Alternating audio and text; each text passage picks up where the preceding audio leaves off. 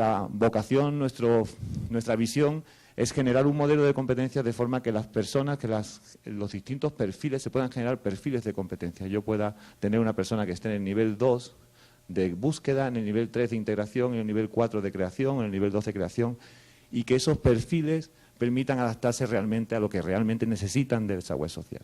No todos tendremos que ser residentes en esa web social, en esa sociedad de la información, pero sí todos tendremos que ser visitantes como mínimo para poder entrar en ese entorno y generar riqueza y utilizarlo de una forma adecuada. Las siguientes 3 competencias serían estas: compartir, y ahí tenéis que es la capacidad de compartir conocimiento y enriquecerlo con la aportación de otros. Hay que saber comunicar, presentar, elaborar. Hay que trabajar en red, es la capacidad de establecer estrategias, y cada vez más esto es más habitual, las estrategias de gestionar de la operación de entornos virtuales, comprender, interactuar y colaborar en red. Y hay que gestionar la reputación digital, tanto propia como de la organización a la que representamos en Internet. Los usos, los derechos, la identidad, la información que estamos dejando en manos de terceras plataformas, que ya no es nuestra, cuando cualquier cosa subimos a Internet y ya no es nuestra información, es propiedad de YouTube o es propiedad de Facebook o es propiedad. Tenemos que enseñar a utilizar bien esto, muy importante. Al final, con esos perfiles, con ese modelo de competencia que ponemos a disposición de la sociedad, generamos programas que permitan a crear roles, el rol de productor, que es el que conoce la información, la selecciona y la aplica, el rol de gestor, que administra, que procesa, el rol de impulsor e innovador o el rol de influenciador. Y de forma que cuando lancéis proyectos, las empresas lancen proyectos, se creen proyectos cooperativos de trabajo en equipo en Internet, realmente podamos definir a las personas que puedan hacerlo. Que cuando una empresa está pensando en desarrollar un proyecto en Internet, sepa que tiene que tener certificada a la persona para poder generar y que sea un impulsor, un innovador, y que tenga los perfiles de competencias definidos para poder sacarle partido. Porque muchas veces estamos desarrollando cada vez más acciones en ese entorno virtual y la web de sociedad de la información, y tenemos que ser capaces de aprovecharlo. Este camino, esta propuesta fue la que lanzamos a Edexcel porque queríamos que ese modelo de competencias fuera acreditado, y acreditado globalmente. Nuestra vocación es generar un modelo de competencias global, que es de Europa y Latinoamérica, porque a partir de ese modelo de competencia que os he contado muy rápidamente, se generarán programas formativos acreditados y certificados por Edexcel. Y también Virtual Educa está participando en un acuerdo que firmamos hace aproximadamente un mes para propiciar el uso de este modelo de competencias en los entornos de trabajo en los que realmente Virtual Educa está muy propiciando todo su cambio, en el entorno universitario, de profesorado y en el entorno funcionarial. Creo que es muy importante el poder llegar a él. Edexcel, que justamente es una compañía del grupo Pearson y que veréis después en la siguiente presentación, la profundidad, está especializada en generar esas certificaciones, esas acreditaciones de cómo es un programa formativo. No genera exámenes sobre eso, sino que es un estándar de calidad. Evalúa a los impartidores que tienen los recursos y los procesos, tal cual comentaba antes Pepe en su presentación, de cómo se debe utilizar esos procesos. Y yo no me siento capacitado para decir si deben ser únicos o globales, no soy un experto en este tema, pero sí reconocer también el paso de Virtual Educa, que es una iniciativa realmente espectacular. Para los que no las conocíamos, me parece una iniciativa digna de mención y digna de ser reconocida a nivel global. Y al final queremos que el modelo de acreditación y de certificación sea un programa BITEC, un programa acreditado como dentro de esa calificación global que permita, como comentaba antes, el que todo el programa formativo de generación de competencias digitales le demos el peso y la importancia que tiene. No es algo accesorio para hacer previamente a un curso, no es algo accesorio que tengamos que formar a la gente antes de hacer programas formativos o trabajar. Debemos darle importancia a esto. Es muy relevante que empecemos a acercar el modelo y los beneficios de ese entorno social que se está creando en Internet para que podamos eliminar brechas o diferencias entre personas que son socialmente capaces de aprovechar ese entorno y personas que no son socialmente. Eso es un riesgo que debemos evitar. Y por último, contaros muy rápidamente cómo es el entorno en el cual formamos las competencias digitales. Si conseguimos... No se ve bien, ¿no? Ah, perfecto. Este es el entorno en el cual la persona se llama Community, es un LMS desarrollado sobre la capa social, sobre una tecnología de Microsoft, y que por detrás pues, es una plataforma en la cual cada vez más pues, todos los procesos de formación de logos irán migrando a esta plataforma, pero que queremos que se empiece a utilizar, de hecho es la primera versión, estará en julio, se va a utilizar con el programa de competencias digitales. ¿Por qué con este programa? Porque este programa lo que permite, primero, que cada persona cree su propio perfil dentro de Community y empiece a relacionarse con otras personas y con otra información, con personas con sus propios intereses, y podamos poner con información afín. En Community la persona cuando utiliza la competencia digital va a poder entrar en los contenidos de formación, por ejemplo aquí, gestión de expectativas del cliente o calidad, y podrá subrayar, compartir y podrá desarrollar todo lo que es la información dentro de utilizar la información para generarla, buscar, remezclar y compartir dentro de esa información. Podrá agregar a su mochila y cuando agrega a su mochila toda la información que está dentro del curso pues queda en su página personal donde podrá acceder para después. Y también tiene procesos de información. Es que no se ve con la resolución, ¿no? Ya lo estamos viendo con la resolución más pequeña, no se ve completo. En un entorno de formación especialmente pensado para desarrollar este modelo de competencias digitales. Allí se ve completo, ¿no? En el cual pues la persona podrá... por cada aportación se le podrá acreditar puntos, se le podrá después compartir, generar información. Se ha desarrollado un modelo que explicita y pone en valor esas competencias digitales dentro de ese entorno de Community, que es un entorno, un proyecto también, es otro proyecto de innovación que estamos haciendo en el Logos I+D, que no es el objeto de esta presentación, con lo cual simplemente quería demostraros un poco también que este nuevo entorno no solamente es una capacitación de nuestros alumnos, sino que va a cambiar la forma en que los alumnos están accediendo a la información a través de esos LMS. Los LMS cada vez serán más sociales, cada vez más tendrán esas capacidades de competencias en esa capa social, porque tendrá una importancia clave para poder formar y acreditar a los alumnos. Creo que estamos un poco pasados de tiempo, con lo cual... Me gustaría abrir entonces el turno de preguntas y poder acabar, pues, si tenéis alguna duda, alguna consulta o algún comentario a la presentación, pues abro ahora mismo el turno de preguntas.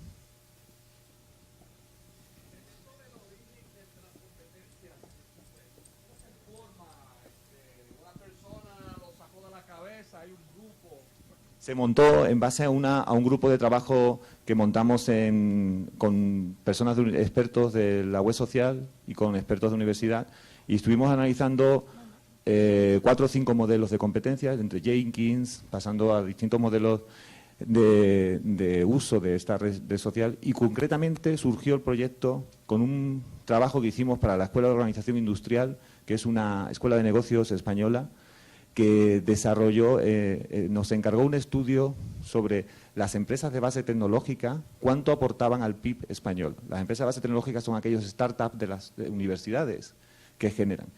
Y una de las cosas que detectamos en ese estudio, que fue un estudio que está publicado en la base de datos de la Escuela de Organización Industrial, fue que el éxito de esas empresas es que sus personas tienen competencias digitales.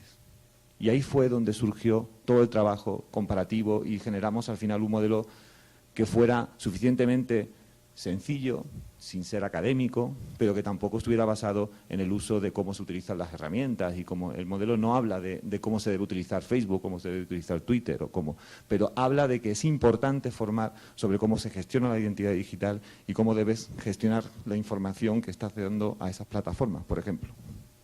Porque hoy será Facebook y mañana será otra cosa.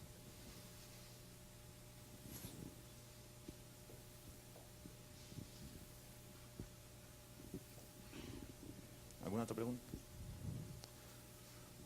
Pues nada más. Agradecerle muchísimo vuestro tiempo y muchas gracias a todos. Gracias.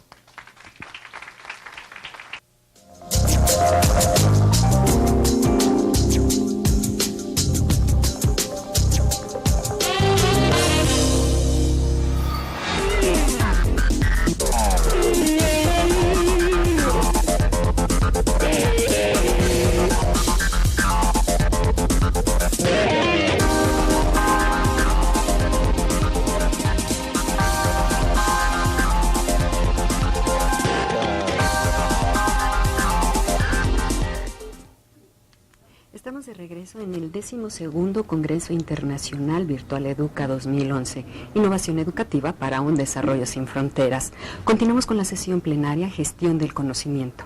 A continuación, contamos con la participación del especialista en gestión pública subnacional, el maestro Víctor Vergara, quien ofrecerá una conferencia magistral que lleva por título La formación de servidores públicos en la transformación de las instituciones locales. Les recordamos que estamos transmitiendo en vivo a través del canal 18 de la red EduSat del Instituto Latinoamericano de la Comunicación Educativa.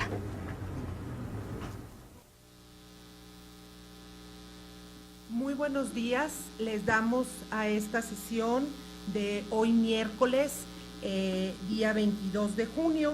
La sesión plenaria que vamos a llevar a cabo se titula Gestión del Conocimiento y tenemos a un invitado especial, al maestro Víctor Vergara Castillo, especialista en gestión pública subnacional del Instituto del Banco Mundial.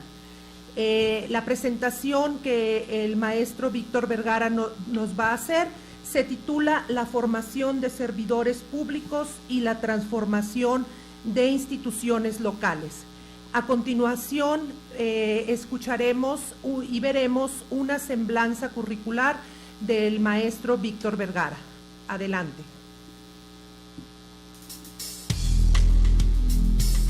Víctor Vergara Castillo. Desde el 2008, Víctor Vergara es el líder del sector urbano en la vicepresidencia de Asia y el Pacífico del Banco Mundial en Washington, D.C. Es responsable del control de calidad de un portafolio de más de 35 proyectos en 9 países con un valor de más de 8.000 millones de dólares. En materia urbana, es responsable por el diálogo del Banco Mundial sobre reformas y cambios para mejorar la gestión pública local, incluyendo iniciativas de regeneración urbana. De 1998 al 2008 dirigió programas de formación para gobiernos centrales y locales en materia de gestión y financiamiento público dentro del Instituto del Banco Mundial. En este periodo, el señor Vergara colaboró con el Tecnológico de Monterrey en el diseño e implementación de programas para la formación de servidores públicos locales. De 1991 al 2007 colaboró en el diseño y ejecución de operaciones de financiamiento urbano en América Latina, incluyendo México. En México, el señor Vergara fue gerente de comunidades marginadas dentro del Fondo de Desarrollo Pesquero de 1985 a 1988. Le fue otorgado la licenciatura de la Universidad de Maryland, cum laude, en recursos hídricos y maestrías en agricultura de Texas A&M y de urbanismo, economía regional en el Instituto Tecnológico de Massachusetts, MIT. Víctor Vergara ha dirigido 15 trabajos de maestría en la Escuela Wagner de Administración Pública de la Universidad de Nueva York, NYU. Le damos la más cordial bienvenida al maestro Víctor Vergara Castillo para su ponencia o presentación. Adelante y muchas gracias.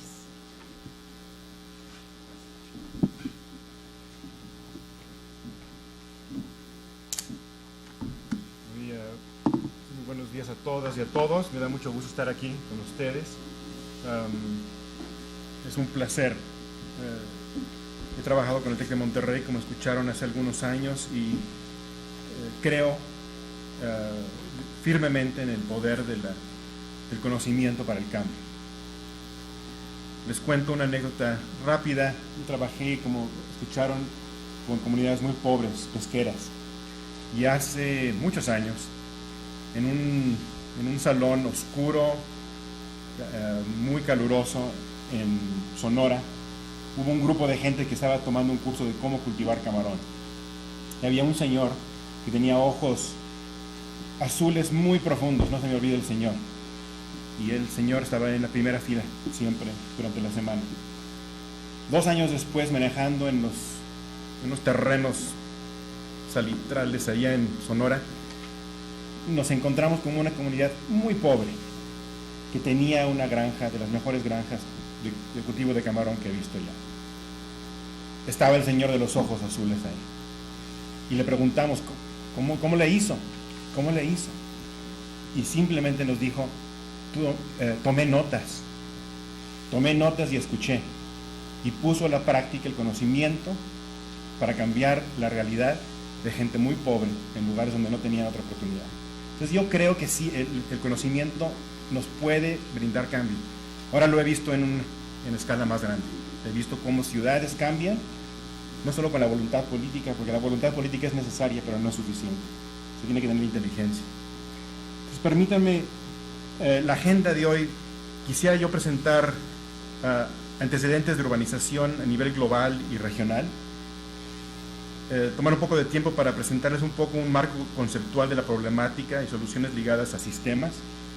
Hace 2 años el Banco Mundial nos mandó todos a la Universidad de Cambridge en Inglaterra a tomar un curso sobre desarrollo sustentable.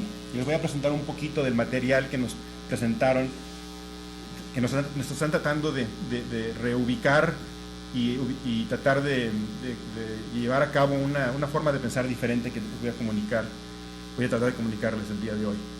Y voy a presentar 3 soluciones, 3 casos, de los cuales yo creo firmemente son herramientas de cambio a nivel local. Cambio que comienza con el individuo que toma notas, que entiende, que tiene un compromiso, y con las instituciones que cambian, que se transforman. Entonces comencemos con lo que son antecedentes de urbanización a nivel global y regional.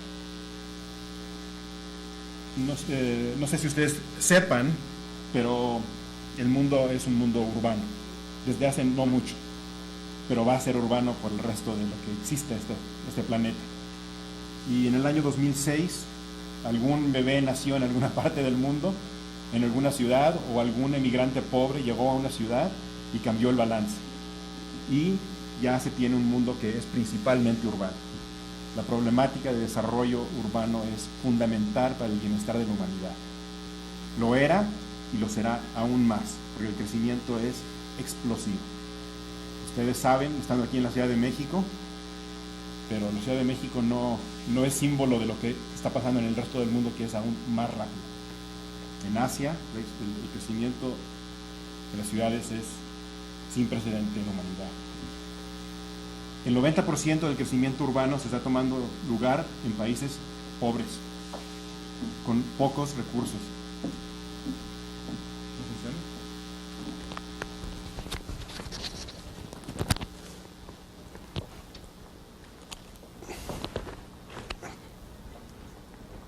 Gracias. Y con pocos conocimientos. Es alarmante. Nosotros sacamos una licencia para conducir un automóvil o para manejar una motocicleta, pero sin embargo hay individuos en el mundo que manejan ciudades de 5 y 10 millones y no saben hacerlo bien. Damos licencia a pilotos de avión que tienen la vida de 100 o 150 personas, pero sin embargo hay ciudades que tienen millones de personas y no se tienen la capacidad de hacer la gestión de vida. Y se nota porque el mundo se está urbanizando muy mal. La forma en la cual crecen las ciudades definen de una forma permanente su huella ecológica. No se puede cambiar fácilmente. Esta es una gráfica muy famosa para los urbanistas en el mundo. La desarrolló un colega mío del Banco Mundial hace algunos años. Es la huella física comparando a Barcelona, que es una de las ciudades más eficientes del mundo, con Atlanta, que es una de las ciudades menos eficientes del mundo. Hay medidas, hay decisiones que se toman y esas decisiones tienen un impacto a muy largo plazo.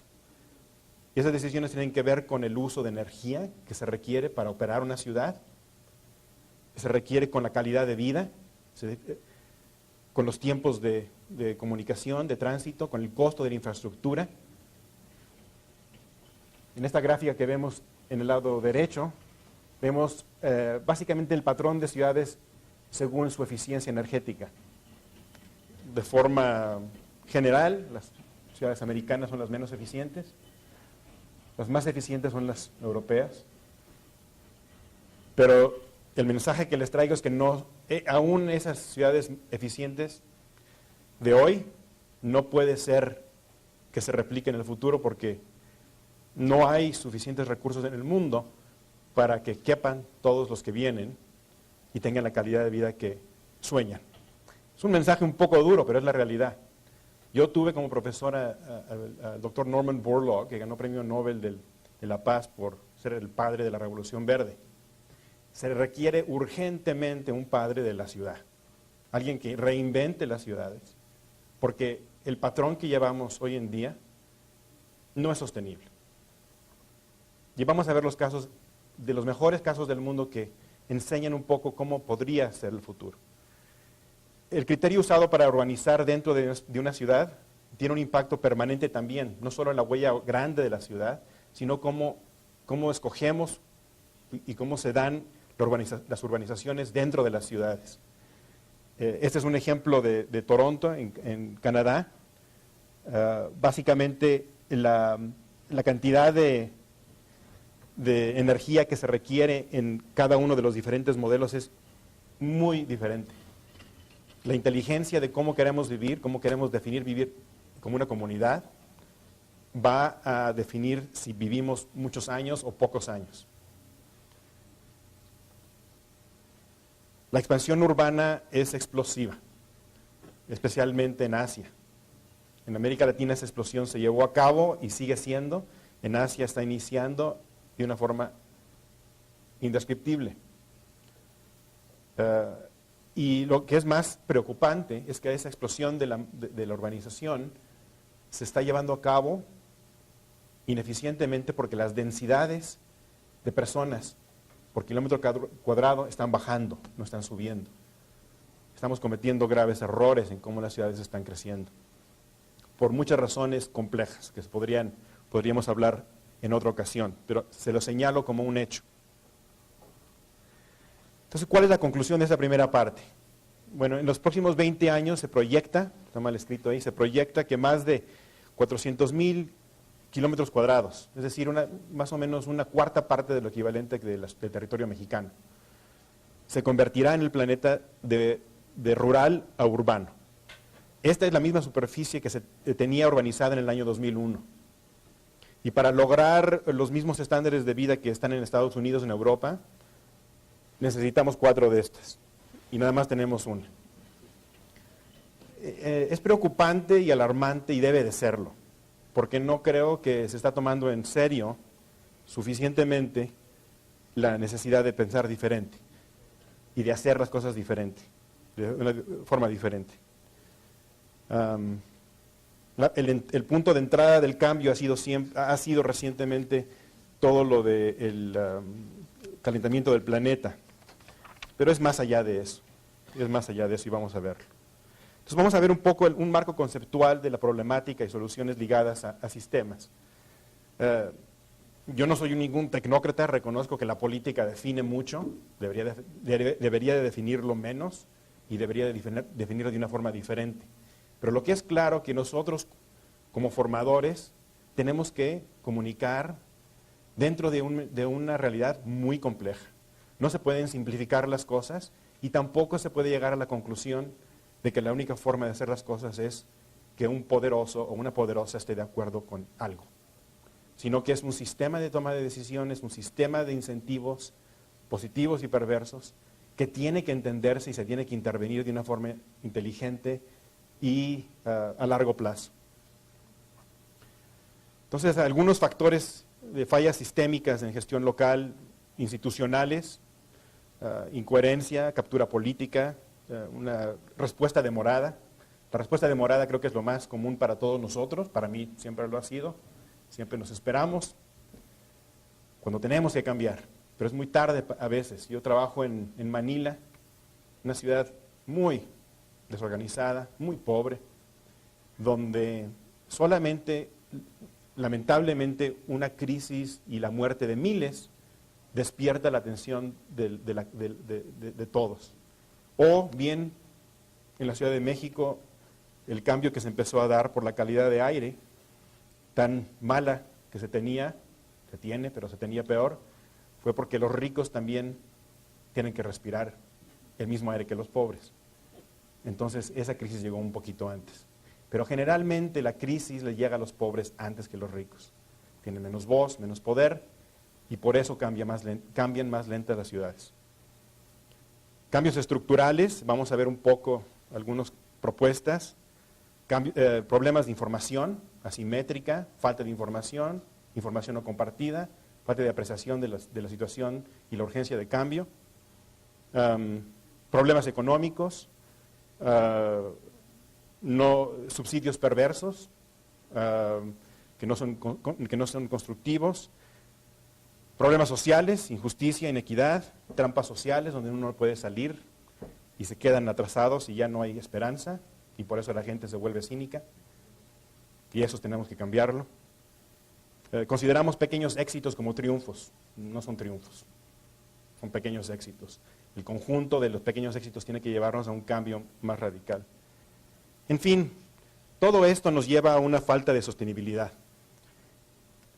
Esas par de gráficas que siguen nos presenta un poco una visión más global, pero realmente a mí yo quise poner esta gráfica porque yo como joven, estudiando, me afectó mucho un par de experimentos que hice cuando estaba estudiando biología. Ignorante, no sabía lo que estaba haciendo, pero aprendí mucho. Uno de ellos fue el cultivo de leche bronca y ver cómo crecen las bacterias dentro de la leche a diferentes temperaturas. No me preparé bien para mi experimento, pero la cosa es que aprendí muchísimo, porque estas curvas que vemos son las mismas curvas que uno ve en un ecosistema cerrado, donde las condiciones que nosotros estamos dándole al mundo, cambia el medio ambiente, cambia la estructura y la forma de cómo vivimos, y hay retroalimentaciones negativas, y se sale de un equilibrio. Podríamos argumentar que ya estamos más o menos por este escenario. Ojalá que no. En algunos países, en China por ejemplo, donde trabajo mucho, la contaminación es bestial, y se han dado cuenta y han tomado medidas muy fuertes. ¿Serán suficientes? ¿Quién sabe? ¿Quién sabe si son suficientes? Pero un mundo como este sería un poco mejor, donde nos damos cuenta de los problemas, donde la contaminación, en lugar de irse para arriba y explotar, se controla, donde sabemos que los recursos no renovables, por definición, van en pique, y tenemos que entender eso y manejarlo.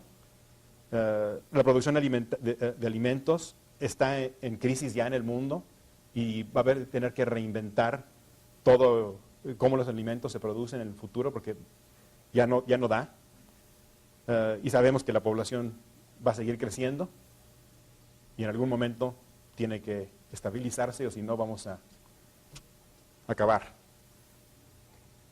Entonces hay una dinámica entre pobreza, población y medio ambiente que tenemos que manejar con una mediación sociopolítica. En la gráfica original que nos presentaron en Cambridge no había una mediación sociopolítica. Ahí decía crisis política. Lo puse de una forma más positiva. Pero tenemos que tener a gobernantes y a fuerzas que afectan la toma de decisiones de una forma inteligente y con visión más allá de la conveniencia de la carrera de individuos, que es efímera y realmente insignificante en cuanto a la importancia de lo que se está haciendo, estamos haciendo y viviendo. Esta es la última gráfica antes de entrar en la materia urbana y de aprendizaje. Me gustó mucho porque cuando estábamos estudiando esto en Cambridge hace un par de años con todos los directores, vicepresidentes en el mismo curso que estábamos tomando, nos presentaron esto y arriba de la pirámide estaba algo que traduje como aprendizaje transformacional. Se reconoce que el conocimiento, no por sí mismo, pero es necesario que se den nuevas ideas y que estas ideas tengan el poder de convencer a un nuevo rumbo que nos lleva hacia un mejor fin. Necesitamos un análisis de impacto, entender los riesgos, tenemos que pensar de una forma sistemática y en sistemas, tenemos que tener redes de colaboración, tenemos que colaborar. Si todos somos enemigos y todos tienen ideas diferentes, no salimos adelante. Y vamos a hablar de cómo podemos llegar a construir esos consensos público-privados y sociales. Tenemos que considerar escenarios múltiples y usar la inteligencia común. Y básicamente todo eso para llevarnos a construir una capacidad adaptiva, porque vivimos en un mundo que requiere una inteligencia que se pueda adaptar a cambios. No una dogma de fe que tenemos que hacer las cosas como queremos y aún no importa si cambia todo, lo seguimos haciendo. Eso es una locura. Y lo vemos en muchas ciudades. Tenemos que tener una creatividad renovadora, tenemos que tener la habilidad de pensar diferente y tenemos que tener un criterio de poder reducir la vulnerabilidad al futuro. Entonces vamos a ver un par de casos de ideas. El primero es el logramiento y prevención de favelas, ciudades perdidas, barrios pobres, pueblos jóvenes. Aquí tenemos un exalcalde de Perú, ha de saber mucho más de esto que yo. Pero básicamente este es el examen final de la humanidad. Si viene un marciano a vernos en la Tierra, nos va a reprobar. Toma una fotografía del mundo desde arriba y va a decir, ¿qué hicieron estos? ¿Cómo se organizaron? ¿Cómo tienen estas calles y de repente más de la mitad de las ciudades está desorganizada, hay miseria, la gente no tiene agua, hay crimen, más que en las otras partes de la ciudad, no hay esperanza? ¿Nos van a reprobar? ¿Qué hicieron estos en este planeta? Y es una realidad muy importante. Esta es la realidad triste que tenemos en el mundo. Si los patrones actuales a nivel global continúan, incluyendo en este país, la mayoría de las urbanizaciones, del crecimiento urbano de las ciudades, van a ser anárquicos. No van a ser como lo que vemos bonito aquí afuera, como la Ruta de la Paz. No va a ser así. Nosotros, yo soy urbanista y cuando yo voy a las ciudades, pues voy a la realidad. Yo no voy a ver los folletos bonitos que se ven con las fuentes prendidas en la noche. Esas no son las ciudades de la mayoría. Las ciudades de la mayoría son lugares difíciles. Y lamentablemente, si no queremos doblar, y si no queremos ver que esta gráfica sea la realidad, se tiene que cambiar. Porque como estamos yendo, la mayoría de las ciudades van a crecer de una forma como quizás ya nos acostumbramos. Y nosotros que quizás tenemos medios no lo reconocemos, pero es una tragedia. Y vamos a verlo más adelante. La pobreza se está urbanizando, ya sea porque hay una migración hacia las ciudades, y eso no es malo, es positivo, porque es más fácil y es más efectivo poder atender a la pobreza en las ciudades que en el campo, y eso se sabe. Pero de cualquier forma las ciudades se están volviendo más pobres, con excepción de algunas regiones. En América Latina, la columna más alta, se ve cómo la pobreza ha incrementado en las ciudades a lo largo de los últimos, del 93 al 2002, que se tienen datos. Voy a dar una serie de fotografías sin mucho comentario. Este es Port-au-Prince en Haití. ¿Ustedes se acuerdan del terremoto que hubo ahí? ¿Cuánta gente murió? El mismo terremoto en Chile murieron docenas, creo, en lugar de cientos de miles. Aquí nos reprueban los marcianos cuando vengan a la Tierra. Eso está muy mal. Kenia, hay unos lugares tremendamente difíciles. Kibera, eso se llama Matare, muy, muy complicado. Nairobi. Lagos en Nigeria. Mumbai, no sé si vieron la película esta de Mumbai, donde salen los niños viviendo en la pobreza. Este es el barrio más grande, la ciudad arriba de agua más grande. Yo también trabajo en Indonesia. Recién la semana pasada estuve en un lugar que pues, yo no sé si el infierno sea peor, no lo creo. Hay familias viviendo arriba de desperdicio humano en un lago horrible. No me puedo imaginar un lugar peor, muy, muy, muy feo, muy, muy horrible. Este es Caracas. Aquí vemos el desorden enfrente de los rascacielos. Esto es afuera de mi hotel hoy en la mañana. Ahí se ve la ciudad formal y ahí se ve más atrás la realidad de México.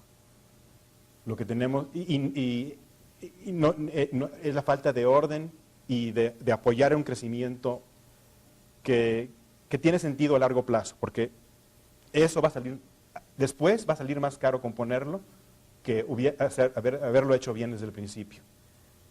Y eso se sabe. Todos saben que es más barato hacerlo bien a la primera que componer después. Todos lo saben. Pero falta de reglas claras, falta de voluntad política o política clientelista nos lleva a situaciones así. Hay países que lo están haciendo bien, que están confrontando esta realidad, y vamos a hablar un poquito de ellos. Este es Bangladesh. Esta es una realidad muy triste en Zimbabue, donde también he trabajado. Esa es la demolición de todo un barrio en una noche, 5,000 familias desplazadas, sin ningún lugar donde ir. Terrible. Así no se componen las cosas. Este es un proyecto de infraestructura en Tanzania.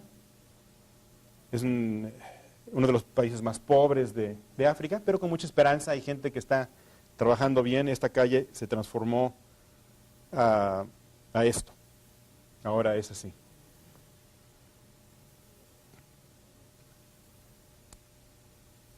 Esa es otra escena en Brasil, donde Brasil realmente es el país que están haciendo los cambios más profundos y amplios en mejorar sus ciudades. Tienen muchos problemas todavía, pero están haciendo este tipo de cambio. Este es otro. Este es uno muy impactante, que es un proyecto de desarrollo urbano en Bahía. Cómo cambia el entorno de un desorden y una contaminación brutal en una pequeña bahía. Y ahora es así. Se puede. Si hay voluntad y conocimiento, se puede hacer. Quiero ligar esto ahora al conocimiento de cómo hacer las cosas. En Brasil, hace unos 10 años, los invitaron a trabajar con ellos, empezar a pensar, a escucharlos, y especialmente en Sao Paulo. La Universidad de Sao Paulo tiene un curso. Tenía un curso de cómo mejorar las favelas, los barrios muy, muy pobres. Y se empezó a trabajar con ellos a estructurar ese curso a un curso a distancia. Mucho trabajo, y hoy se tiene este curso que básicamente es una forma de cómo abordar la temática de cómo transformar las ciudades. Tiene muchísimo trabajo, muchísima sabiduría práctica, no es teórico, es realmente cómo hacer las cosas para que el bien común sea una realidad. Y creo que es muy importante que después de que este curso se diseñó y se dio, que tiene una larga antecedentes de décadas de forma presencial, se dio de forma virtual, y el gobierno federal brasileño lo volvió un requisito para aceptar fondos de obras públicas nuevos. Es decir, el gobierno le dijo a la gente: si no sabes gastar, no te doy dinero. No te voy a dar los medios si no entiendes lo que tienes que hacer. Fue una medida muy valiente. Y hay ciudades que no tenían los recursos porque no sabían qué hacer y hacerlo bien. A mí se me figura como un paso muy importante, porque lo tomaron muy en serio. Y yo trabajé con el equipo de la Universidad de Sao Paulo en esto, y realmente es un curso extraordinario. Tenemos otras soluciones didácticas también que apoyan el conocimiento del cambio. Hay un libro virtual que se tiene en el Banco Mundial, pues puedo dejar la cita después, que documenta varios casos y cómo estos se llevaron a cabo exitosamente, y también algunos, la mayoría, los problemas que hubo en ejecutarlos. Se tiene un curso de planeación urbana y de uso de suelos urbanos.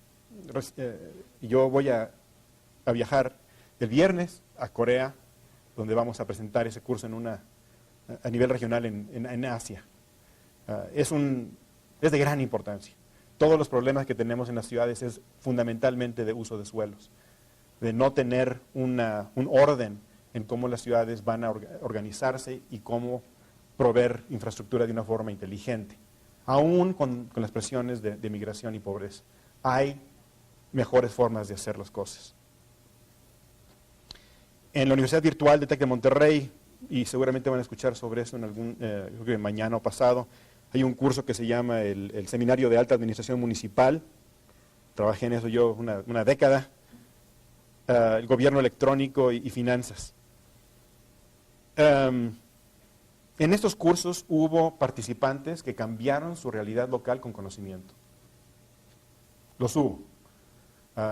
Mi vicepresidente en el banco siempre confía en mi trabajo, pero no es suficiente. Entonces me dijo, a ver, quiero conocer quién ha aceptado los conocimientos y los ha puesto en marcha.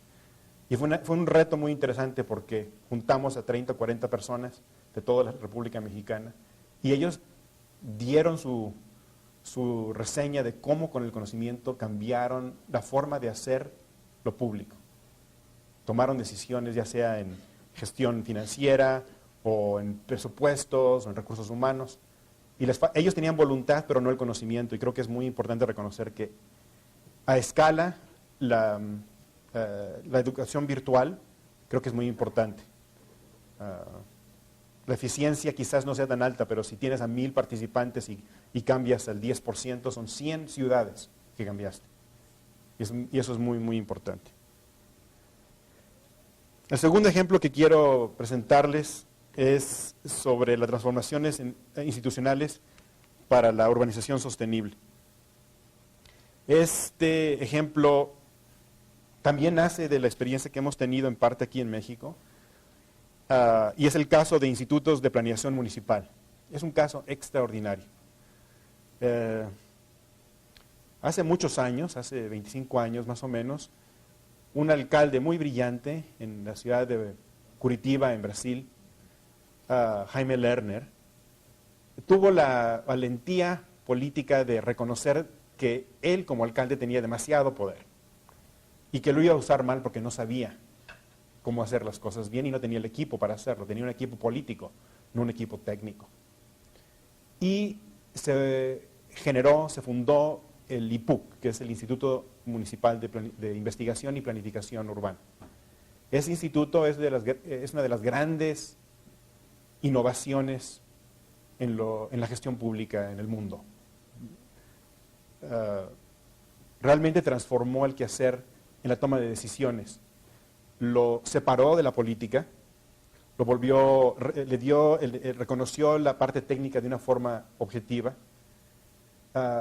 reconoció la importancia de lo público, privado y social en una discusión transparente, donde hoy un foro donde lo público, lo social y lo privado se reúnen para poder dialogar sobre el futuro de la ciudad sin consideraciones explícitas partidarias, sino a largo plazo. Se inició un proceso de reconocer el valor de la información pública. Se lanzó un programa muy ambicioso de sistemas de información geográfica, donde se tiene como un bien público todo lo que es los mapas de la ciudad, que hace 25 años era muy diferente en la mayoría del mundo, y lo es en muchos países no se tiene esa apertura de información. Y este instituto inspiró hace 12 años a Ciudad Juárez, ciudad muy difícil, como todos saben ustedes. Y en esa ciudad también, con un alcalde muy valiente, reconoció lo mismo después de un viaje a ir a Curitiba y generó el primer, o quizás segundo, me dicen, Instituto Municipal de Investigación y Planificación Urbana. El presidente que estuvo ahí 10 años, Felipe Siqueiros, un hombre brillante y valiente, fue un ponente en el curso de educación virtual que lanzamos. El primer año que dio su conferencia, creo que más de 100 ciudades le hablaron y muchas de ellas fueron a ser testigos de cómo estaba esa transformación dándose. En el México ya hay más de 40, o me pueden corregir si alguien sabe más, institutos de este tipo. No son muchos, podría uno pensar, si hay tantos municipios en México, pero son muchas ciudades que han tomado la decisión, incluyendo San Pedro, en Nuevo León, una ciudad importante, de poder vincular lo técnico a lo técnico, establecer el conocimiento y aceptar el aprendizaje para hacer las cosas mejores en lo que es la gestión urbana. Entonces, ¿qué se tiene? en ciudades con problemas. Déficit de infraestructura tremendo. No es lo que no hiciste hoy, es lo que no hiciste ayer y lo que no hiciste el año pasado, lo que no hiciste hace 5 años, lo que no hiciste hace 10 años. Se acumula, es obvio. Pero para el político en turno no es tan obvio. Pero se acumulan los errores. Y hay ciudades que tienen déficits de infraestructura y errores muy graves.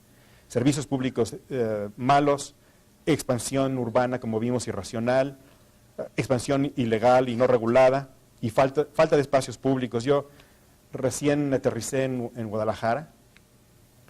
Impresionantemente triste ver una urbanización tremenda en Guadalajara, ningún parque. Impresionante, impresionante. No sé dónde los niños van a tener esperanza y no quiero hablar mal de Guadalajara, están haciendo cosas muy bonitas, pero por lo menos de una ventana del avión por unos 2 minutos, no se ve una ciudad que tenga una forma que va a facilitar el sueño de niños, porque no van a estar jugando en la calle. Los efectos de esas condiciones es pobreza, bajos niveles de educación, crimen, impunidad. Directamente hay una relación entre mal diseño urbano y crimen. Comunidades sin arraigo, poco nivel de inversión, la economía informal como la regla. En fin, conocemos la realidad. ¿Qué es la característica de un buen sistema de planificación? Bueno, es participativo, transparente, abierto. Es técnico. Se tiene que tener un criterio técnico, no nada más es decir, vamos a participar y sin considerar la necesidad de entender lo que se tiene que hacer. Tiene que ser innovador y tiene que ser sostenible. Sostenible, hay muchas definiciones de sostenible. Yo estoy colaborando y trabajando en Singapur. Ellos, su planificación es a 100 años y lo toman en serio. No es una broma, no es como, aquí decir 100 años es un medio chiste.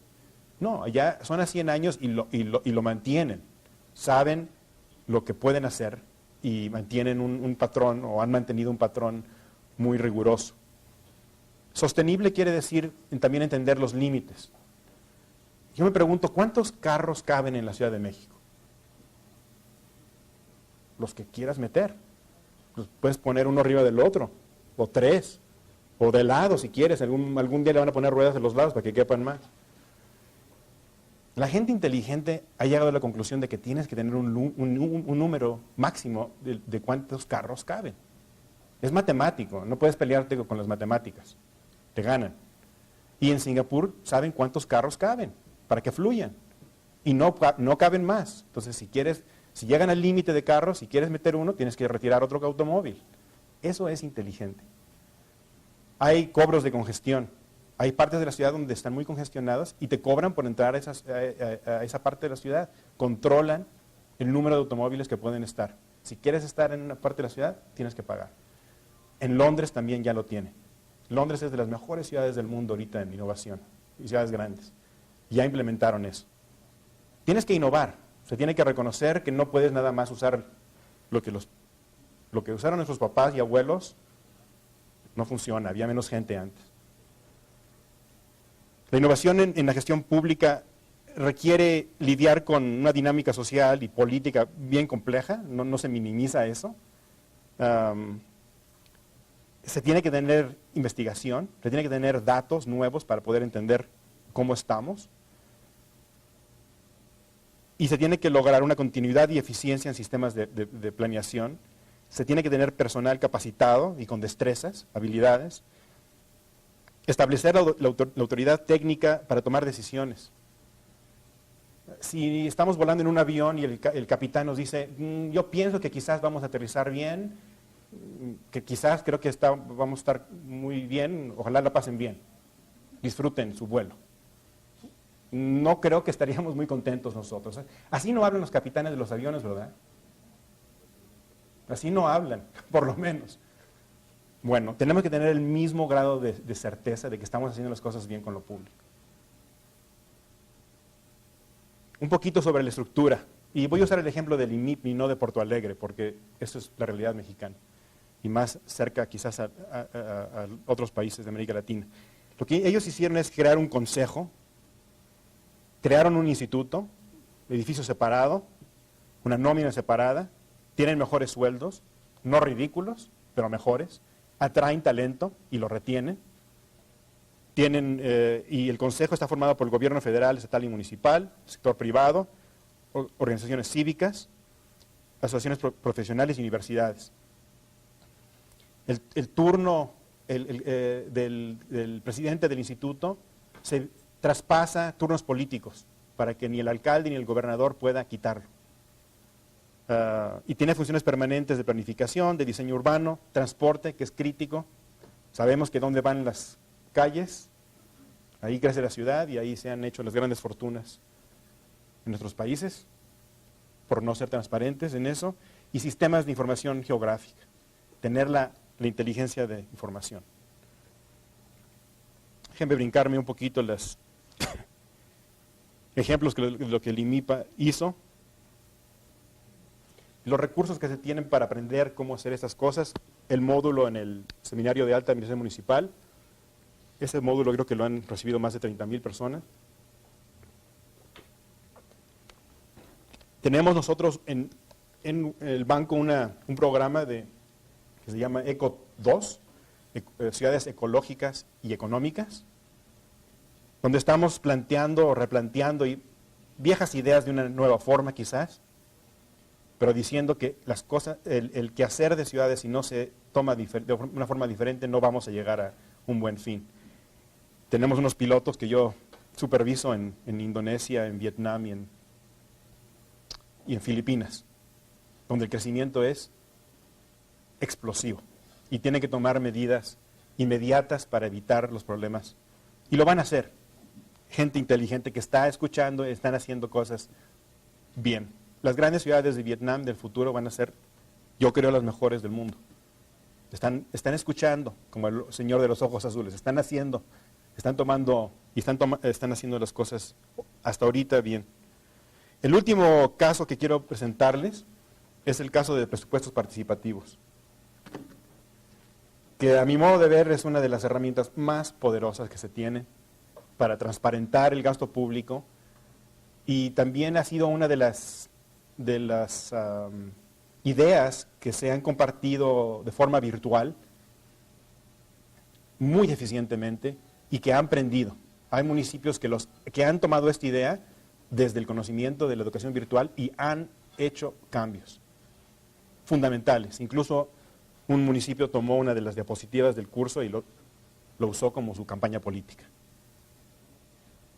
Creo que eso es éxito en el aprendizaje y acción, en hacer el cambio de actitudes. La confianza crea paciencia. El presupuesto local siempre es menor a las necesidades. Y se tiene que compartir esa noticia con la población. No tenemos para todo y para todos. Pero la buena noticia, el contrato que se hace es que no nos vamos a robar lo poco que tenemos. Vamos a tomar una decisión conjunta de cómo se van a aplicar esos fondos. Se va a tener una priorización de obras y se tiene la certeza de que en el futuro los que no tienen lo que se priorizó de una forma secundaria se hará, pero después, pero se hará. Hay un contrato social que es muy fuerte. La ciudad más importante que inició esto es Porto Alegre, en Brasil, pero ya muchas ciudades en el mundo lo están haciendo. A mi modo de ver es esencial. Es esencial. Es una forma de gobernar muy importante de cómo hacer las cosas bien y como les compartí, se ha aceptado muy bien en la enseñanza virtual. ¿Qué son presupuestos participativos? Es un presupuesto de ingresos y egresos a nivel local, en los cuales el público tiene derecho a afectar su definición, ejecución y evaluación de una forma directa y activa. Hace algunos años hubiéramos hablado de esto, hubieran sido, no hombre, no, olvídate, el presupuesto es algo que se maneja en una oficina y pocos la conocen. Pero ya con ya hay un movimiento muy amplio a nivel mundial de que la gente se quiere involucrar, de que ve el presupuesto municipal como parte, extensión del presupuesto familiar. Tú pagas impuestos, ahí está, es parte de lo que yo pagué, quiero saber cómo se va a gastar, quiero entender. ¿Y por qué se dan presupuestos participativos? La percepción de falta de credibilidad en los sistemas tradicionales de formulación y ejecución presupuestaria a nivel local. Como les mencioné, también es una extensión lógica al ciudadano de sistemas fiscales descentralizados y es una extensión lógica de sistemas de participativos, llegar a lo que es el presupuesto. Implica un cambio en la relación entre gobierno local y sus ciudadanos, una transparencia de la información que realmente sean finanzas públicas. Yo recuerdo estar en una ciudad donde pedí las cuentas públicas y pues, era realmente muy triste lo que me entregaron. Y les dije, estos no son cuentas públicas, son cuentos privados. Esto no es la realidad y tampoco es público. No funciona. Y también hay una forma de corresponsabilizar lo social, la sociedad con el ingreso y el gasto público. Es un contrato social que se puede dar. Funciona. Esto funciona en muchas ciudades. En muchas no ha funcionado tampoco. Hace algunos años estaba en Chile en una reunión de la ONU, de la CEPAL, y hubo, en preparación de un seminario, alguien me hizo una pregunta excelente. Me dijo, a ver, tú estás diciendo todas esas ideas que hay que hacer, ¿cuántas veces han fallado? Me dijo, esa es una excelente pregunta. Hicimos una investigación. El 70% de iniciativas de este tipo se continuaron más allá de 2 cambios políticos. Lo vemos como éxito. Y el 30% no. Pero así ya la sociedad y los servidores públicos y los políticos entienden cuál es el nivel de riesgo de éxito o no. Creo que también nosotros como educadores y como instituciones tenemos que poder darle una idea a los que se les está pidiendo hacer las cosas diferente, cuál es el nivel de riesgo que van a fallar. Porque si no, la academia no tiene valor. Simplemente decir, cambia, hazlo mejor. ¿Qué puede pasar si pasa mal? Es decir, esa es la capacidad adaptiva de aprendizaje que tenemos que dar. La experiencia en América Latina y también en otras partes del mundo es que se requieren marcos jurídicos diferentes y también se ha impuesto se impone un mínimo nivel de participación. No se abre todo el presupuesto, sino una pequeña parte para que sirva como escuela cívica. Eso. Un par de ejemplos. Yo trabajé varios años en Porto Alegre. Esto es una imagen muy importante porque lo que sabemos de la gestión pública es que si no fuera por las mujeres, las ciudades estarían mucho peor. Las mujeres les importa más que las ciudades funcionen. Y más en nuestro continente. Y es esencial que los sistemas de participación cívica faciliten la voz de la mujer. En el caso de Porto Alegre, se tenían guarderías muy grandes para que las mujeres, amas de casa y profesionistas también, pudieran dejar a sus criaturas y pudieran hablar de lo público. Que tuvieran el foro y el tiempo de poder conversar. Importantísimo. Información. Presupuesto público. Todos saben, tienen los mismos datos.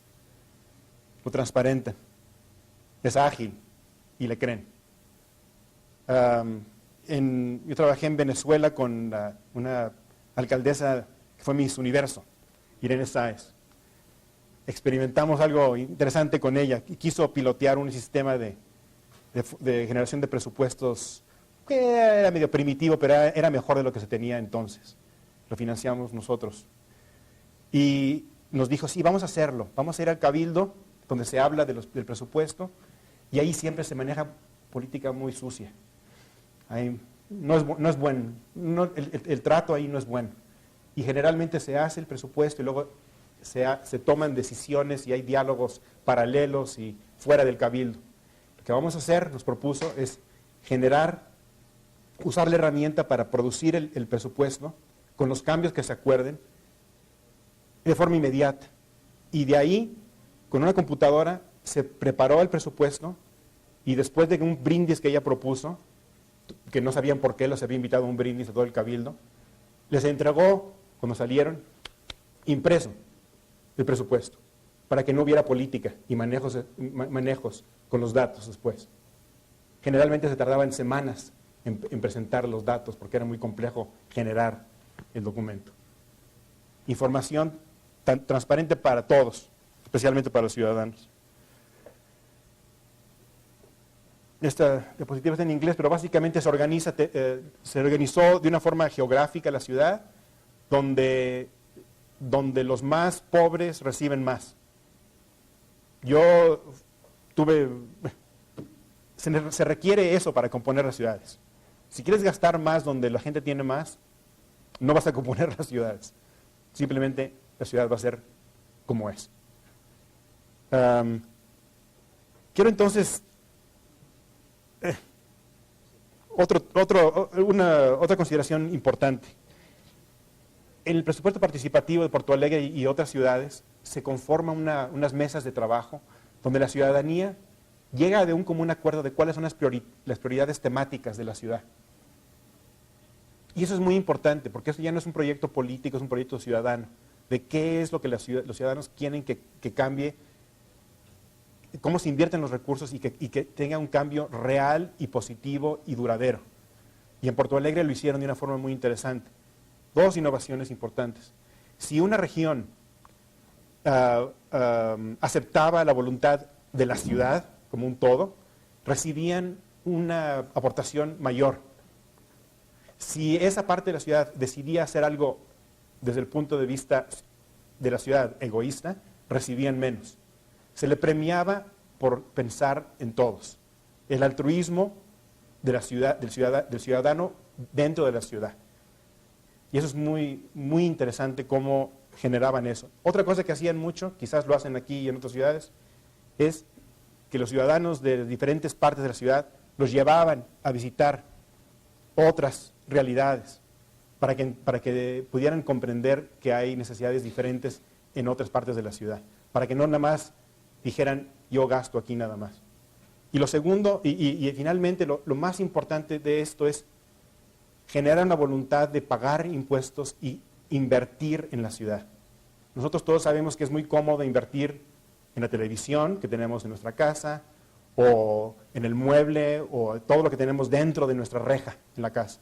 Pero el cambio que se da para realmente cambiar ciudades es cuando la gente decide financiar y apoyar afuera de su reja, en las partes comunes, que las calles funcionen, que las luces funcionen, que el tráfico funcione. Es realmente invertir en la ciudad y cambiar la mentalidad de que solo lo que importa es qué tan alta puede ser tu reja para mantener lo que uno acumula, sino decir lo que importa, y como vemos es que realmente la ciudad funcione, no solamente el hogar.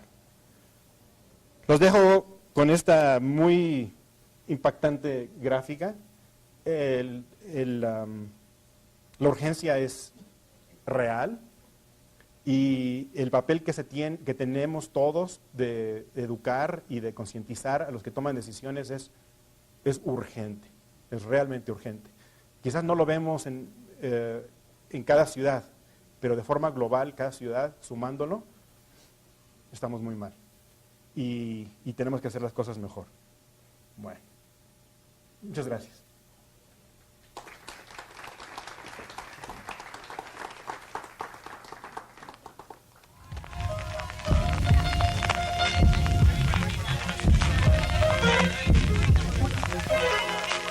Todo camino tiene un punto de partida.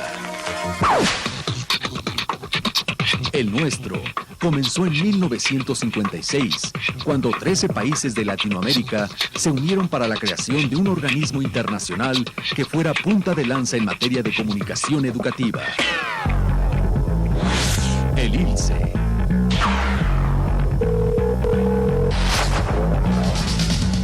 Paso a paso, hemos transitado por la ruta de la evolución de los medios, desarrollando proyectos audiovisuales a través de la aplicación de las tecnologías de información y comunicación hasta llegar a ser la institución de vanguardia que hoy somos. Y ahora más que nunca, con los beneficios de la tecnología actual y un equipo humano altamente capacitado, nuestra finalidad es mejorar la formación integral de los diversos segmentos de la población, así como su calidad de vida. Un programa tremendamente importante de educar desde los niños hasta los adultos, de la importancia del bien común y de aportar y de hacer y que el gobierno a todos los niveles cumpla con su misión. Creo que uno de los programas más importantes de una sociedad que aprende a entender las obligaciones que tenemos o que tienen en Brasil, y creo que muy inteligente y contrastante, lamentable, que les puedo contar el contraste que yo vi sobre esto. Hace algunos años hubo un foro de innovación aquí en México, hace como 7, 8 años, y trajimos a la gente del Ministerio de Finanzas de Brasil para que presentaran este caso. Muy interesante, cómo realmente de los niños ellos entienden de que se tiene que pagar los impuestos para que las calles funcionen, para que se tengan servicios públicos. Pero también entienden de que ellos tienen la obligación de forzar que las autoridades públicas cumplan con su deber. Y ese contrato se da y se entiende. A la misma vez, en México, no sé a quién contrataron para una campaña de cumplir con pagar impuestos, recuerdo, de una persona que evadía los impuestos y se iba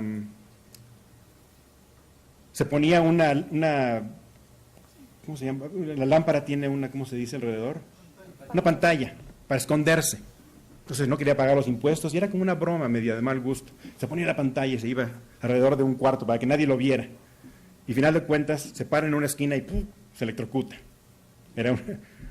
Yo contrasté esa filosofía de pasarle el mensaje a la gente: paga tus impuestos, no te escondas o te electrocutas, con el esfuerzo que se hace en Brasil de poder hablarle a los niños, a todos, y decir: es importante porque este es tu país, esta es tu ciudad.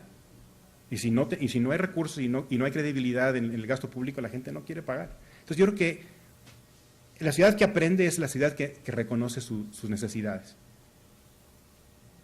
Yo creo. ¿Alguna otra pregunta del público? Muchas gracias, maestro.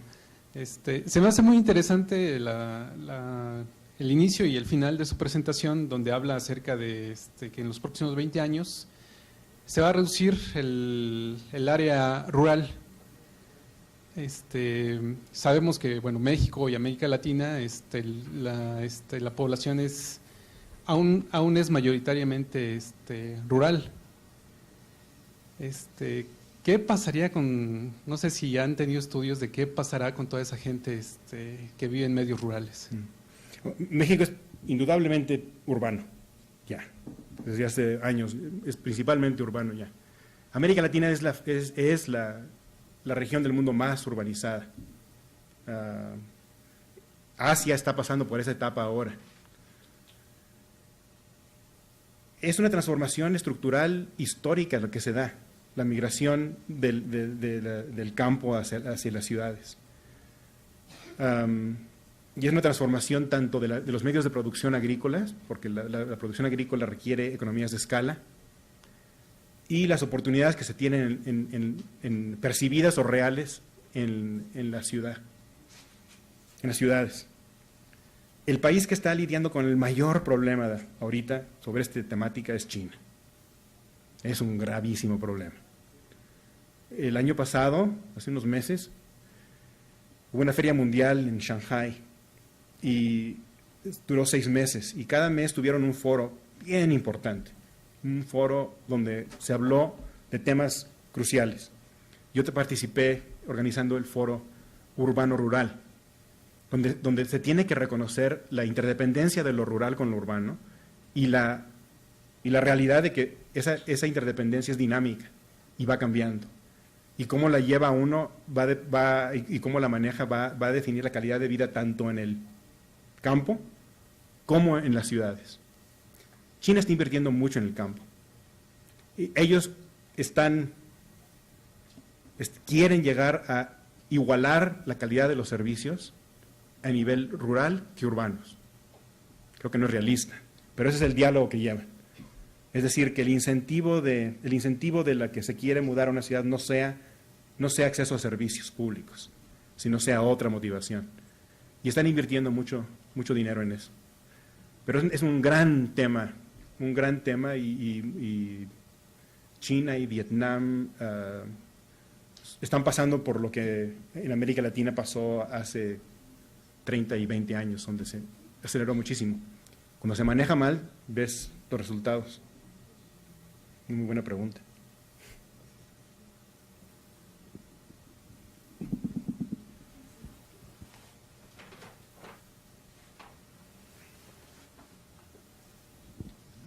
Mientras que llega el micrófono, en China también lo que hubo fue cambiaron la ley de uso de suelos, la modificaron y ahora es rural y urbana.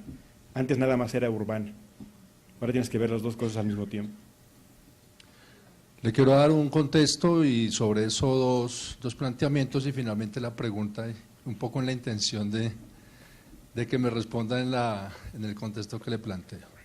Vengo de Colombia, soy director de un proyecto de investigación sobre el diseño de una maestría en estudios de territorio, lo cual me sorprende mucho en Virtual Educa ver este tipo de conferencias, pero muy interesante la verdad, sobre todo en un foro de gestión de conocimientos, ¿sí?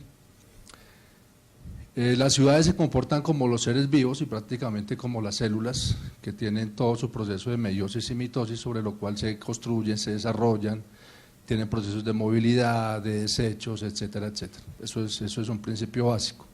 Me llama la atención que centra su conferencia fundamentalmente en lo que es la complejidad y la incertidumbre para el diseño fuerte de lo que puede hacernos ciudades sustentables y sostenibles, lo cual hace que la mirada, que no es nueva, como usted lo plantea, se viene haciendo.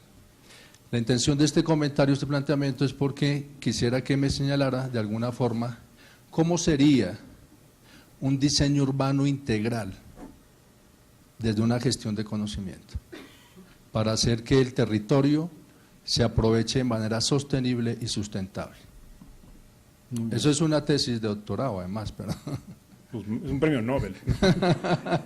Pero quisiera escuchar su percepción. Gracias. Muy bien, no, es excelente pregunta y te puedo anticipar que no sé la respuesta, pero voy a tratar de hacer una reflexión. Mira, lo principal, y tú bien sabes en Colombia, porque Colombia es un líder en muchos aspectos de desarrollo territorial, y una realidad que tenemos hoy en día, y habría que tener más tiempo para tratar los temas más profundos, y el diálogo que estamos teniendo con muchos países ahora, es que no se puede considerar la ciudad como la única célula de desarrollo, que tiene que ser territorial. Ese reconocimiento es importante, no es nuevo. Para el banco ya se ha vuelto una posición técnica. Estamos llevando a cabo ahora unas investigaciones bien interesantes sobre los sistemas urbanos. Ya no hablando de la sociedad, de la ciudad sustentable, que podemos hablar de eso, sino de un sistema urbano sustentable, donde las zonas metropolitanas y más allá de ellas funcionen y funcionen bien. En algunos países funcionan pésimo, porque tienen incentivos perversos y compiten de una forma ruinosa. Y no se complementan. No hay políticas territoriales que puedan beneficiarse de las ventajas comparativas de cada lugar. Se fraccionan partidariamente. Entonces es muy complejo, pero te anticipo, por ejemplo, nosotros hablando con países muy importantes, la tesis que les estamos poniendo a largo plazo es que desaparezca de su política ver a ciudades independientes, porque es cerrada. Si una ciudad optimiza sus resultados, lo va a hacer a cuestas de otra ciudad, dentro de un territorio.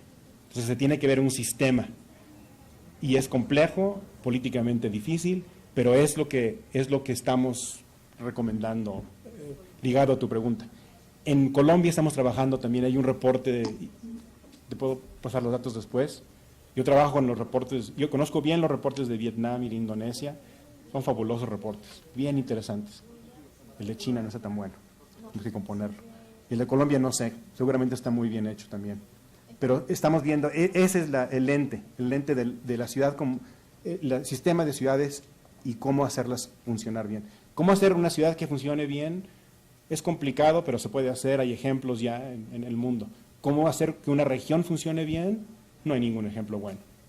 Que realmente funcione bien, no hay. Podemos platicar de algunas experiencias, pero gracias.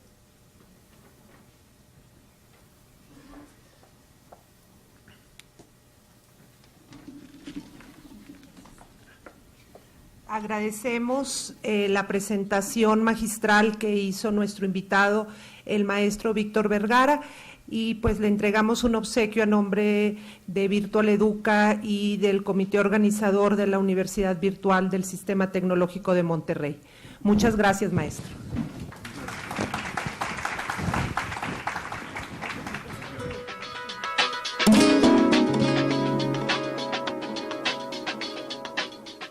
Innovación educativa para un desarrollo sin fronteras. Esa es la idea central bajo la cual dio inicio el 12º Encuentro Internacional Virtual Educa, con sede en las instalaciones del Instituto Tecnológico y de Estudios Superiores de Monterrey, Campus Ciudad de México. Durante la ceremonia inaugural se contó con la presencia de distinguidas personalidades, quienes con entusiasmo expresaron sus expectativas en torno al evento. Que este encuentro de inteligencias y experiencias sirva para que nuestras fronteras dejen de ser muros divisorios y sean cada vez más la mesa a la cual todos nos sentamos a convivir. Agradecemos, pues, la distinción que se nos ha brindado de participar en esta sesión inaugural y esperamos el mayor de los éxitos en toda y cada una de las actividades a desarrollarse. Virtual Educa es también una ilusión colectiva y una esperanza que compartimos. La esperanza de que este siglo XXI, de la globalización y el conocimiento, nos haga progresar realmente. Amigas, amigos, siendo 20 de junio de 2011 a las 7:30 de la noche, con la honrosa representación del presidente de México, Felipe Calderón, declaro formalmente inaugurados los trabajos del 12º Encuentro Internacional Virtual Educa, Innovación Educativa para un Desarrollo sin Fronteras. Asimismo, pudimos recoger algunas impresiones de los asistentes a esta ceremonia. Sí, bueno, creo que es un evento muy importante, sobre todo para Iberoamérica, no nada más para México. Bueno, el evento se ve que tiene exponentes y conferencias muy enriquecedoras para mejorar la calidad de la educación. Aquí nos reunimos personas que hemos creído en la enseñanza a distancia desde hace muchísimos años. Estamos con muchas expectativas, creemos que va a ser una semana muy fructífera. De esta manera, Virtual Educa recibe a numerosos integrantes de la comunidad educativa, tanto de México como de otros países. Una comunidad cuya más genuina preocupación es enriquecer los procesos de enseñanza-aprendizaje, haciendo uso de las herramientas tecnológicas que acercan el conocimiento al ser humano.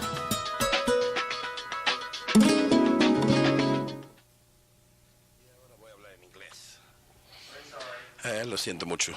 Sin embargo, estoy aquí representando a SunGard Education y quiero asegurarme de que mis colegas estén aquí de SunGard, que están aquí en el público. Entonces levanten la mano, por favor, los que están aquí, si tienen cualquier pregunta, y debe de ser una conversación en español, pues tenemos gente que puede respaldar lo que tengo que decir aquí el día de hoy. Bueno, una cosa más en cuanto al español. Bien común, common good. ¿Todo el mundo entiende lo que es el bien común? Quiero hacerles una pregunta. ¿El Internet es un bien común? ¿Sí o no? ¿De quién es? ¿A quién le pertenece? No le pertenece a nadie. Entonces es un bien común que no es propiedad de nadie, y quizá no lo sepan esto, pero es lo que se llama la sociedad de Internet, que hace posible que la Internet sobreviva como un bien común. Entonces yo creo que todos ustedes estarán de acuerdo que la educación debería de ser un bien común, ¿sí? ¿Sí? Yo ciertamente lo creo. Mis antecedentes, yo fui profesor y administrador académico en los Estados Unidos en la Universidad de Carolina del Norte durante 32 años, antes de comenzar una compañía que se convirtió en SunGard Higher Education. Lo que estoy haciendo ahora en SunGarden, estoy trabajando con nuestros clientes, trabajando y pensando en por qué la educación no es el bien común que todos creemos que debe de ser. En nuestro país, la educación no se está financiando tan bien como se hacía hace algunos años. ¿Aquí pasa lo mismo? Eso es cierto en casi todas partes del mundo. En Inglaterra, por ejemplo, están básicamente volviendo a la idea de que la educación debe de ser privada. Y bueno, yo lo que quiero hacer es hablar de esta idea de que la educación es un bien común, el papel que la tecnología juega y para asegurarnos de que sí sea un bien común y cómo podemos repensar las cosas que hacemos para que la educación sea un bien común. A ver si puedo armar aquí las láminas. Por cierto, esta es la ponencia. Esta es la ponencia y fue publicado en abril. Entonces, casi todo lo que tengo que compartirles es de ese ensayo, de esa ponencia. Entonces, a ver, ¿dónde estamos? Aquí.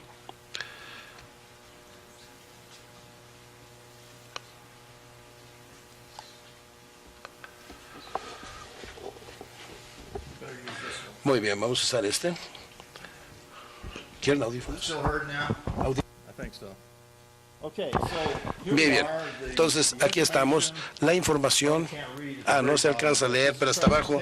Pero esta presentación está en línea en ese website que está hasta abajo. No se alcanza a ver desde allá, pero es bueno. Ahora, quiero comenzar con algo de sabiduría. Sabiduría de los 60, de dos filósofos de los medios electrónicos, ambos de América del Norte. El primero, a lo mejor no lo han oído mencionar, se llama Tony Schwartz, pero él dijo esto, que la educación es la forma más lenta de aprendizaje. Sí, te ríes. Entonces, sí, es humorístico en ambos idiomas, ¿verdad? Bien. Entonces, ¿creen ustedes que eso es más cierto hoy que cuando lo dijo allá en los 60s? Debe de ser porque nuestros estudiantes aprenden de una forma distinta que cuando aprendían en los 60s, cuando se dijo aquí viene otra muy buena que hay que comenzar a considerar. El gurú de los medios, Marshall McLuhan.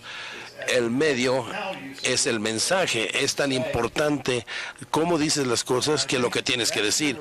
Y yo creo que eso nunca ha sido más cierto que ahora, pero cuando dijo eso tenía que ver con la televisión, como un nuevo medio en los 60s, tenía que ver con la idea de la villa global.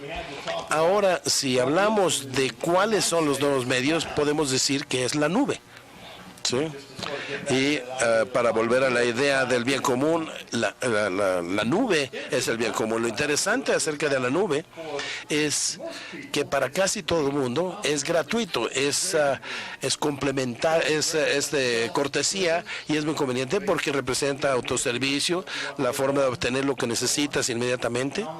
Y por otro lado, la nube también está consciente y para aplicaciones como Facebook, es ahí donde viven esas aplicaciones y eso significa que es un muy buen lugar para generar comunidades colaborativas y voy a sugerir que se necesita construir más comunidades colaborativas. Ahora, en cuanto al título, que es más también de este papel, hay una serie de desafíos crecientes y luego voy a hablar acerca de la tecnología de la información y la colaboración a medida que, como cambiadores del juego, y a lo mejor podemos regresar hasta una nube de aprendizaje para un bien común, lo cual significa cómo vamos a realizar la enseñanza y el aprendizaje en la nube y por qué querríamos hacer esto. Bueno, pues hay algunas razones obvias, la conveniencia para los ciudadanos y demás, pero ¿qué significará realmente? Lo que va a significar realmente es el cambio en el mercado educativo. Bueno, vamos a comenzar aquí. Entonces, quiero hacerles algunas preguntas obvias, vamos a hablar a muy alto nivel, pero yo creo que es bastante importante. Estoy preguntando por qué estamos aquí, es decir, ¿por qué está aquí la educación? Bueno, yo creo que es por esta pregunta de si la civilización es sustentable o no, es una pregunta real hoy por hoy. Todas las cosas están interconectadas y eso es cierto en el entorno, ¿no? En el ambiente, en el medio ambiente, y ciertamente lo triste es que no podemos salvar el ambiente global salvando simplemente nuestro ambiente privado. Todas las cosas van ligadas para poder tener una conservación. Ahora, ¿qué pasa con la economía? Bueno, algunos malos jugadores, banqueros, financieros en nuestro país casi le dieron al traste a la economía global. Casi le dieron al traste por el hecho de que eran transacciones en el internet por miles de millones de dólares de cada nanosegundo, y las máquinas están controlando lo que ocurre en esas transacciones, y la economía y el entorno, por cierto, están conectados, ¿no es cierto? El medio ambiente. Entonces esos problemas se convierten en algo muy complejo muy rápidamente. Entonces, y luego la igualdad. ¿A qué me refiero con igualdad? Aquí se puede ilustrar. Piensen en este bebé y vamos a explotar estas palabras. Perdón, estoy en la lámina equivocada. Quiero explotar estas palabras de nuestro país y parafrasearlas, que toda la gente es creada igual y libre para buscar su felicidad. Eso es lo que casi todos los países modernos creen ahora, derechos igualitarios y la búsqueda de la felicidad. Pero uno pensaría que este bebé, aunque nació igual, podría buscar la felicidad como adulto sin educación. Pues yo creo que no. Yo creo que la educación tiene que ser ciertamente, yo creo que la educación debe ser ciertamente completa, ¿no? Eso es lo que nuestro país está comenzando a hacer. Nuestro presidente dice que vamos a aumentar la proporción de la población adulta teniendo del 38% al 60% en 10 años. Yo no creo que eso va a ocurrir. Yo soy profesor de matemáticas y puedo calcular las cifras. No va a ocurrir, pero es una buena meta. Y a medida que yo voy investigando sobre esto, cada presidente o primer ministro por el mundo está diciendo prácticamente lo mismo. Entonces, esto es una meta muy, muy grande para asegurarnos simplemente de que este bebé no solamente sea creado igual y libre para buscar la felicidad, pero que tenga acceso a la educación y tenga éxito. ¿Sí? Entonces, vamos a volver acá. Y vamos a ir recorriendo esto muy rápidamente. Entonces aquí el punto es, estamos hablando de igualdad como un bien social, ya sea que estamos hablando del ambiente, de la economía, en fin, todas esas cosas están interconectadas y dentro de cada una, pues ciertamente hay una serie de problemas dentro de estas interconexiones, y esta idea que ya se escuchó de esta forma, de que debemos de pensar globalmente pero actuando localmente, pues probablemente es una buena idea, pero no basta, porque esas soluciones locales tienen que sumarse y no se están sumando. En muchos casos simplemente no se están sumando. Entonces, ¿qué podemos hacer? Bueno, ciertamente es aquí donde entramos. Es por eso que la educación debe de ser un bien común. Eso es lo que nuestros líderes piensan, que necesitamos más personas porque estas personas están tratando de sostener el ambiente y la educación es clave. Pero nuestra industria, en términos de Estados Unidos o en términos en inglés, muchas veces se llama una industria de cabaña, que significa que las partes realmente no se conjuntan como deben de conjuntarse las soluciones por todo el mundo para que sean soluciones reales. Entonces, aún nuestra propia empresa, la educación, nuestra propia actividad es cuestionable en cuanto a su sustentabilidad porque no está estructurada de la manera correcta para resolver los problemas reales. Entonces, muchas personas por todo el mundo le llaman a esto la carrera cerebral o la carrera intelectual, es la carrera para producir más más elevados niveles educativos y aumentar ese porcentaje de población. Bueno, yo creo que la forma en que debemos de considerarlo es cómo no ser nada más la mejor universidad en el mundo, sino cómo ser mejor para el mundo. ¿Qué podemos hacer para realmente ayudar a resolver estos problemas para que nosotros no seamos el problema o parte del problema? Y a ver, perdón, me pasé esa lámina que no quería.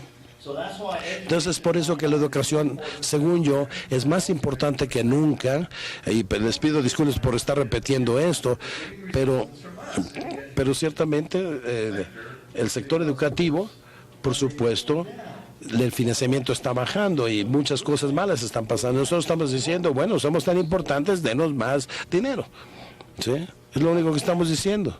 Pues no va a pasar. Entonces, lo que necesitamos en la educación, si hemos de tener una nube de aprendizaje en lugar de nada más una industria de cabaña, es lo que yo llamo interoperabilidad en la educación. Hablamos mucho de la interoperabilidad de la tecnología, de que trabaje junto a la tecnología. Si estás utilizando algo y yo utilizo otra distinta, podemos intercambiar datos, información. Es un concepto importante. Y estamos avanzando a nivel técnico, pero no estamos avanzando al nivel que no es, digamos, técnico, sino más bien al nivel educativo de interoperabilidad. Es como la transferencia de créditos, cosas como acceso fácil, si eres un estudiante, para encontrar lo que tienes que encontrar, a lo mejor tomar una cosa aquí, llevarlo a otro lado y así sucesivamente. Es aprender en la nube, no estamos ahí todavía, pero ahí nos falta muchísimo. Entonces, eso ciertamente va a implicar la tecnología, las aplicaciones digitales y los datos y en fin. Y estamos siendo muy buenos para intercambiar eso y hacer eso cada vez más sin costura. No estamos ahí todavía, pero estamos llegando. Pero también implica confianza.